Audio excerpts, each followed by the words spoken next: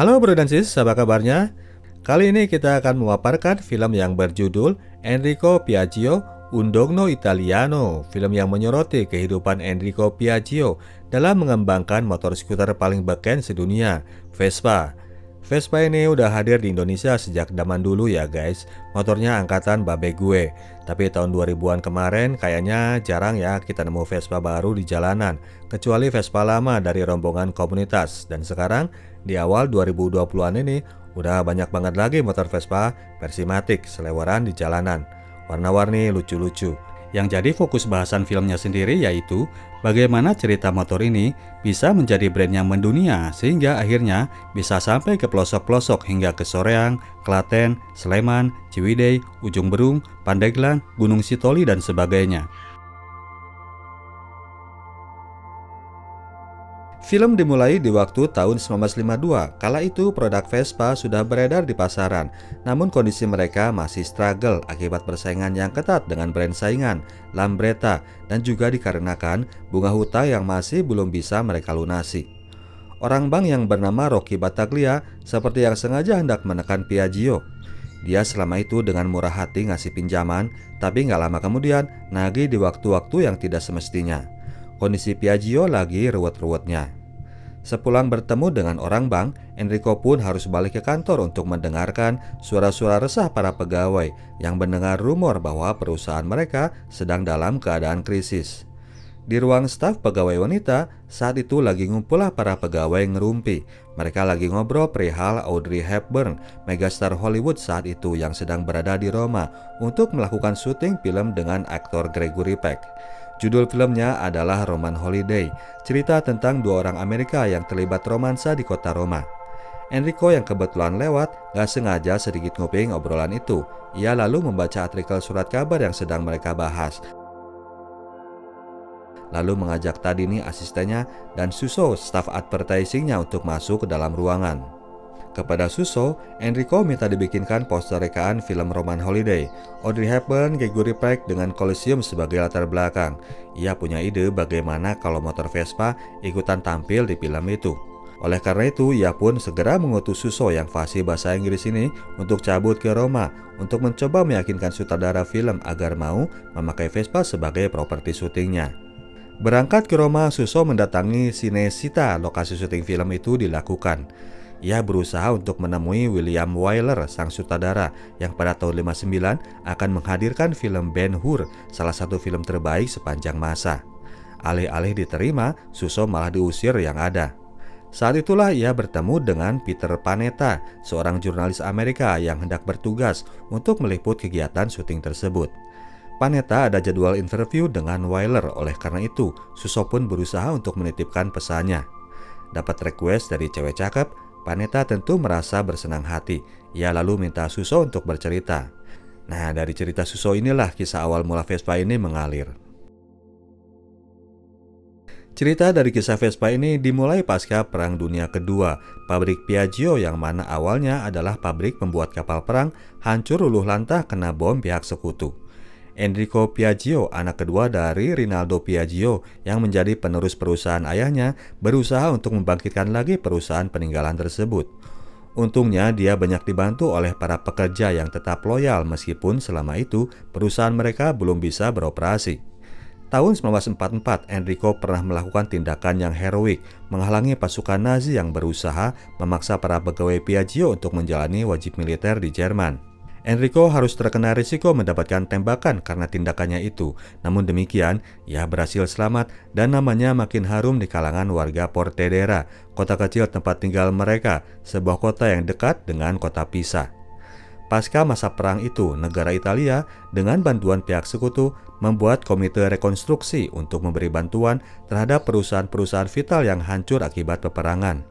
Selain untuk kembali menumbuhkan industri Italia, juga untuk memicu roda perputaran ekonomi di masyarakat. Enrico datang menghadap ke kantor komite. Petugas komite rekonstruksi itu menyatakan bahwa Piaggio sangat layak untuk dibantu, namun orang itu malah mengajak kong kali kong. Dia akan berusaha membantu pencairan dana untuk Piaggio yang jumlahnya sangat besar, namun dengan syarat agar dana itu dibagi-bagi. Perusahaannya mah terserah mau jalan lagi atau enggak. Orang itu akan coba bantu. Enrico yang idealis ini menolak mentah-mentah tawaran tersebut. Keluar dari kantor ketua komite rekonstruksi, Enrico berpapasan dengan seorang ibu dan anak yang juga baru menghadiri pertemuan di sana. Si ibu yang bernama Paula ini adalah janda dari Letkol Becci Lucerna, seorang pahlawan militer Italia yang gugur di pertempuran Perang Dunia Kedua. Enrico mengajak mereka untuk pulang bersama ke Portedera. Di perjalanan, karena ia mendengar anaknya Paula, Antonella suka sama kucing, Enrico kemudian mengajak mereka mampir dulu ke rumahnya untuk lihat anak kucing. Kebetulan di rumahnya, Enrico punya anak kucing yang baru brojol. Abis nengokin anak kucing, dia pun mengantar ibu anak itu ke rumah mereka. Di rumahnya, Enrico melihat Antonella ini selain suka kucing, juga ternyata suka main-mainan skuter atau otopet istilah zaman sekarang. Pulang ke pabrik, Enrico membicarakan hasil pertemuan dengan komite rekonstruksi tadi bersama kakaknya, Armando. Mereka sepakat untuk mengacukan manusia korup itu dan lebih fokus kepada ucapan ayah mereka bahwa seorang entrepreneur sejati tidak pernah berhenti untuk berkreasi. Mereka pun masuk ke dalam gudang inventory dan memeriksa barang-barang yang masih tersedia dan masih bisa dimanfaatkan. Di sana ternyata masih terdapat garpu untuk pesawat kecil, roda pendaratan, dan mesin starter pesawat kecil juga. Ketika ditanya perihal alih fungsi alat-alat tersebut, sang mekanik bilang paling juga bisa dibikin buat motor kecil yang biasa dipakai oleh pasukan sekutu. Fungsional tapi bentukannya buruk rupa. Yang dimaksud adalah motor Cushman, motor kargo yang saat itu banyak berkeliaran di bawah pasukan sekutu di Italia. Meeting pun dilakukan dengan mempertimbangkan kondisi negara yang lagi hancur dari segi infrastruktur di segala sektor. Enrico mengajak stafnya untuk mempertimbangkan sebuah alat transportasi yang sederhana, ekonomis dan bisa dipakai oleh semua orang, tapi bisa dirakit dengan spare part pesawat terbang. Terinspirasi oleh Antonella, ia mengusulkan agar mereka membuat skuter yang bermotor atau motor skuter. Berkaca dari perusahaan Fiat yang mengeluarkan versi Fiat Mickey Mouse atau Topolino, Enrico mengusulkan sebuah versi motor dengan label sidonal bebek atau Paperino dalam bahasa Italia. Namun untuk memproduksi mesin tersebut, Piaggio kurang modal. Suatu hari, seperti biasa, Enrico menghabiskan weekend di country club, main tenis bareng sejawat. Selain ketemu dengan Livia, mantannya dulu waktu SMA, dia juga ketemu dengan Mr. Battaglia, seorang petinggi bank yang ternyata dengan mudah meluluskan pinjaman modalnya. Padahal jumlahnya lumayan cukup besar. Alasan Battaglia karena keluarga Piaggio adalah keluarga yang berjasa bagi kota Portedera. Mereka tidak akan begitu saja melupakan jasa-jasanya. Malamnya Enrico kedatangan sang mantan di rumah. Kini karena kondisi keduanya udah single, Livia melihat peluang, kenapa enggak sekalian aja mereka reunian. Enrico pun mana bisa untuk menghindar, apalagi si tante Livia ini orangnya agresif punya. Bos Piaggio ini pun memanfaatkannya untuk melepas dahaga. Nakal juga ternyata si Om Enrico ini. Di balik semua itu, yang belum Enrico sadari, si Battaglia itu ternyata sebelumnya udah kong kali kong dengan orang komite rekonstruksi. Dia sengaja memberikan Enrico jumlah pinjaman yang besar, berharap Enrico gagal agar mereka bisa mengambil alih pabrik Piaggio. Produksi Paperino pun kemudian dilakukan dan jadilah satu buah prototipe yang kemudian mereka uji cobakan bersama. Ketika Enrico meminta seorang staf wanita untuk mencoba motor itu, ternyata Suso, si staf wanita tersebut, enggan. Demikian juga dengan staf wanita satunya, dia juga nggak mau karena takut pahanya terekspos. Posisi mesin Paperino yang ditaruh di depan membuat hal itu terjadi. Enrico kemudian ngambek-ngambek menyalahkan kerja engineer-nya.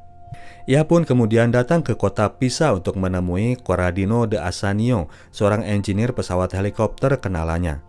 Belum apa-apa dia sudah direcoki dengan ocehan mengenai konstruksi helikopter terbaru. Enrico kemudian menunjukkan gambar mesin yang hendak ia garap. Melihat gambar itu, Ascanio langsung ogah. Dia ini nggak suka dengan yang namanya motorcycle. Namun karena ia dipaksa Enrico, akhirnya Ascanio mau diajak bicara. Enrico mengutarakan masalah yang sedang ia hadapi mengenai Paperino dengan posisi mesin yang membuat posisi kemudi jadi kurang nyaman. Ia ingin membuat bentukan motor semacam skuter. Mendengar kata skuter, akhirnya Ascanio mengeluarkan sebuah rancangan yang sebelumnya sudah pernah ia bahas dengan Ferdinando Innocenti, pemilik brand yang nantinya akan menjadi pesaing Vespa yaitu Lambretta, namun proyek mereka nggak jadi. Pada rancangannya, mesin motor ia taruh di samping dan dikasih cover sebagai bodi keseluruhan motor yang juga menjadi penghalang agar motor tidak terlihat kotor dari tetesan oli. Enrico langsung suka. D'Assanio meminta waktu untuk menyelesaikan desain keseluruhan. Namun belum sempat Enrico melangkah jauh, si Battaglia udah datang lagi nagih hutang karena ia mendengar info bahwa Paperino adalah proyek gagal. Agar si kumis itu nggak berhenti merecoki, Enrico pun terpaksa menjual satu koleksi lukisan mahal buat nutupi cicilan hutangnya. Suatu hari D'Assanio selesai dengan rancangan motornya. Dia pun langsung merapat di Portedera untuk membangun prototipe hasil rancangannya. Jadilah kemudian sebuah motor skuter yang kali ini sama sekali nggak dikomplain oleh Enrico. Bos Piaggio ini malah langsung melakukan test drive sendiri ke jalanan. Enrico mampir ke rumah Paola dan mengajaknya untuk ikutan test drive. Kebetulan si Paola ini juga udah punya SIM C, dia dapat giliran untuk melakukan tes pertama. Di jalanan, Enrico merasa bahwa si mesin motor ini punya sensasi suara berdesing, mirip suara lebah. Jadilah kata Vespa sebagai nama motor itu. Vespa dalam bahasa Itali itu berarti tawon. Suasana riang gembira, mereka pun terbawa suasana. Enrico kelepasan nyosor Paola yang ternyata malah marah diperlakukan demikian. Aku ini bukan ABG lagi tahu. Paola pun pergi karena nggak enak, takut dianggap jendes gatal oleh Enrico. Namun demikian, motor Vespa pun mulai diproduksi secara massal. Mendengar kedekatan Enrico dengan Paola, Livia pun jadi cemburu. Ia kemudian mendatangi si ganteng kalam itu untuk kembali merayunya. Namun kini Enrico sudah mendapatkan seseorang yang klop dalam urusan hati. Livia pun ia tolak mentah-mentah. Setelah 2 bulan berlalu, faktanya motor skuter ini ternyata nggak laku-laku. Dan karena nggak bisa bayar gaji, akhirnya pabrik pun diduduki oleh para pekerja. Rumah Enrico pun didemo oleh berbagai pihak, mulai dari serikat pekerja, para kreditor, dan wali kota. Mereka semua mendesak agar Enrico menyerahkan pabriknya kepada komite rekonstruksi untuk menutup segala hutang dan kerugian. Namun Enrico tetap kekeh, dia nggak mau begitu saja melepaskan legasi yang ditinggalkan oleh bokapnya. Dia pun mendesak para staf agar lebih kreatif lagi dalam hal marketing. Persediaan uang yang tersisa ia spend untuk menghajar sisi advertising. Selebaran, spanduk, dan iklan koran semua ia hajar. Battaglia dan orang dari komite makin pusing, rupanya orang ini bandel luar biasa. Kemudian datanglah Livia yang mengendus persekongkolan tersebut. Dipicu rasa dendam karena dilepeh oleh Enrico, Livia menawarkan diri untuk ikut andil dalam tim rusuh. Berminggu-minggu para pekerja menduduki pabrik Piaggio. Suatu hari, listrik dan jaringan telepon di lokasi tersebut mulai dimatikan. Battaglia lewat pengaruhnya yang melakukan hal tersebut. Dengan gimmick sok pengertian, dia memberi opsi agar Enrico menyerahkan brand miliknya daripada mereka harus ribet ngurus di pengadilan. Enrico tidak bisa digoyang sedikit pun. Kalimat singkat aja yang dia ucapkan, "Go to hell Battaglia," dan dia pun cabut pulang ke rumah. Pasrah, akhirnya Enrico pun menyiapkan surat-surat pemecatan bagi para pegawainya yang bernemo. Namun karena bimbang dengan keputusannya, ia pun datang ke rumah Paola untuk curhat.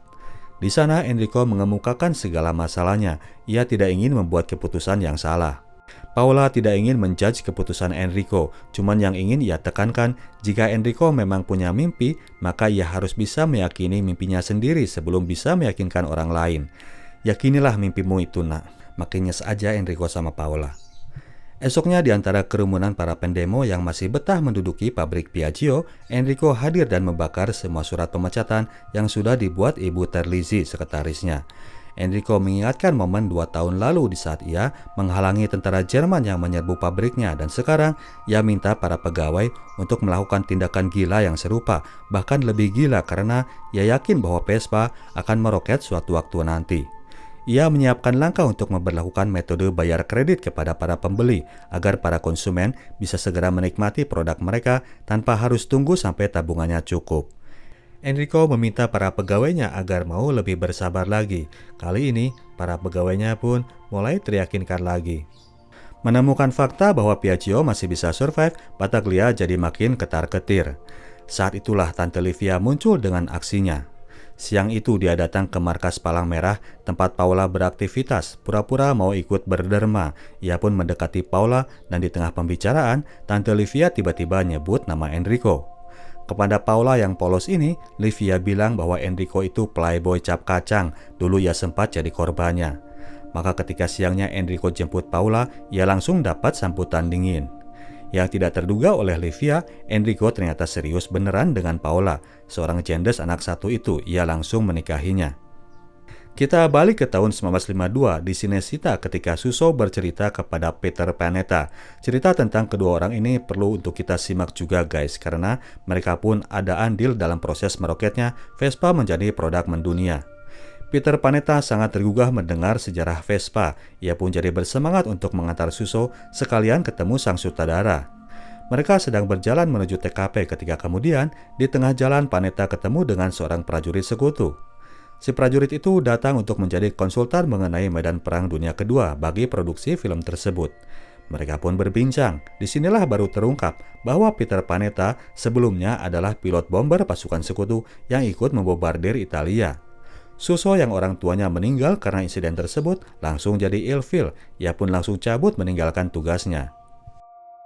Pulang ke kantor di Portedera, Suso minta maaf kepada Enrico tentang kegagalan dirinya bertemu dengan William Wyler. Enrico memaklumi. Tidak lama kemudian, Peter Panetta yang masih penasaran sama cerita Vespa, dia datang berkunjung ke pabrik Piaggio untuk menemui Enrico. Dia sangat berminat untuk meliput cerita pabrik yang bangkit sehabis tragedi perang itu untuk dimuat di majalah Life. Mereka pun berbincang. Enrico kemudian kembali menugaskan Suso untuk lanjut cerita kepada Panetta. Kedua anak muda ini pun bisa ngobrol lagi. Suso cerita soal inovasi motor kargo milik Vespa, namun dia nggak sanggup bercerita lebih jauh. Ia kembali minta pamit dari tugas untuk menghindari Panetta. Resah karena dijauhi cewek cakep itu, Panetta pun curhat kepada Enrico. Sebagai pria flamboyan, Enrico pun datang dengan solusi. Mau bujuk cewek biar mau memaafkan, ajak doi jalan pakai Vespa. Sementara bos Piaggio menyiapkan 1 unit Vespa, Panetta pun mengejar Suso untuk membujuknya agar mau diajak jalan. 1 unit Vespa telah siap, si wartawan pun mulai membonceng Suso. Namun karena dia masih belum paham cara mengendarainya, akhirnya adegan itu malah jadi lucu. Enrico memperhatikan momen itu dari dalam kantornya, lewatlah sebuah ide dalam pikirannya. Ia pun kembali mengajak Suso dan Peter untuk masuk. Sebuah gagasan edan, Enrico ingin mengatur agar dua aktor Hollywood itu, Audrey Hepburn dan Gregory Peck, sekalian tampil dalam satu adegan dengan mengendarai Vespa. Ide yang kemudian bocor ke tangan Battaglia. Entah dari mana dia mendapatkan bocoran info tersebut. Esok harinya dia sekalian meminta bertemu dengan Peter Panetta. Mengenai artikel Vespa, Battaglia meminta agar Peter menunda pemuatan artikel tersebut setelah syuting Roman Holiday kelar. Dia nggak mau nama Vespa jadi meroket apabila produk tersebut mendapatkan booster exposure, karena hal itu akan merugikan dirinya yang masih berkepentingan untuk mengambil alih brand Piaggio. Peter Panetta disodori cek dengan jumlah yang luar biasa besar.